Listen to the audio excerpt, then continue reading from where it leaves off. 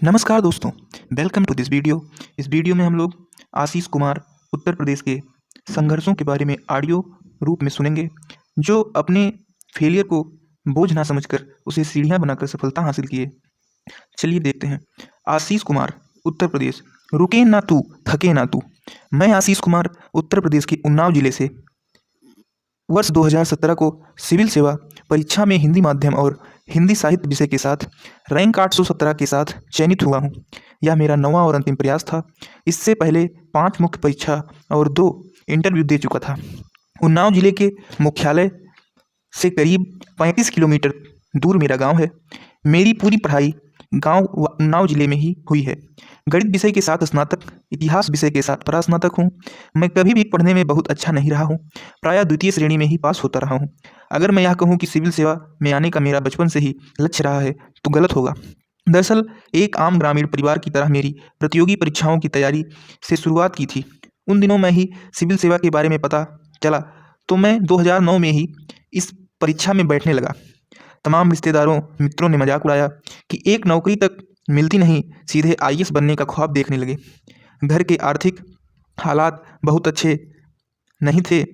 इसे सौभाग्य कहें या मेहनत कहें, मुझे 23 साल की उम्र में ही सरकारी नौकरी मिल गई। इससे पहले मैं भी 17 साल की आयु से ट्यूशन पढ़ाकर काफ़ी हद तक आत्मनिर्भर हो चुका था। सरकारी नौकरी मिलने से आर्थिक संबल तो मिला, पर अब समय कम पड़ने लगा। 1 साल अध्यापन और अध्यापक की नौकरी, 1 साल ऑडिटर कर्मचारी चयन आयोग के बाद 2010 में एक्साइज एंड कस्टम विभाग में इंस्पेक्टर के नौकरी के साथ मैंने एक द्वितीय परीक्षाएं देना बंद कर दिया। अब इकलौता लक्ष्य सिविल सेवा था। मेरी नौकरी गैर हिंदी भाषी राज्य गुजरात में होने के चलते हिंदी से जुड़ी सामग्री मिलना जरा मुश्किल था। धीरे धीरे चीज़ें व्यवस्थित हुई। सिविल सेवा में लगातार उतार चढ़ाव लगे रहे। 2010 में मुख्य परीक्षा, 2011 में इंटरव्यू, 2016 में फिर प्रारंभिक परीक्षा फेल होना मुझे कुछ हद तक अंदर से तोड़ चुका था। 2017 में अंतिम बार सिविल सेवा में बैठना था।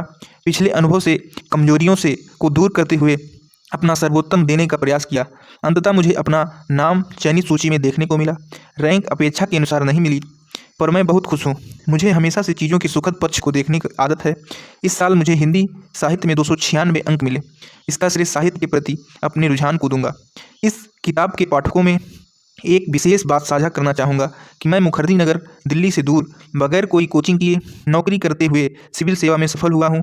इसलिए तमाम मिथकों जैसे अच्छे विश्वविद्यालय, महंगी कोचिंग, बहुत मेधावी होना की ज़्यादा परवाह करने की ज़रूरत नहीं है।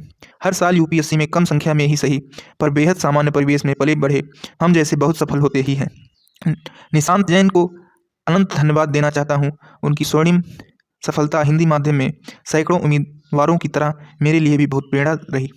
अंत में सुनाना चाहूँगा, खुलूस दिल में हो, जुबां पर मिठास रहने दो, ना खुद रहो ना किसी को उदास रहने दो। छोटी छोटी खुशियों को सेलिब्रेट करें और आज की अपनी खुशी को कल के लिए आरक्षित ना करें। चैनल को लाइक, शेयर और सब्सक्राइब करें। ऐसी अच्छी अच्छी कहानियाँ आपको मिलती रहेंगी, सफलता की सफ़र की कुछ शानदार कहानियाँ। धन्यवाद।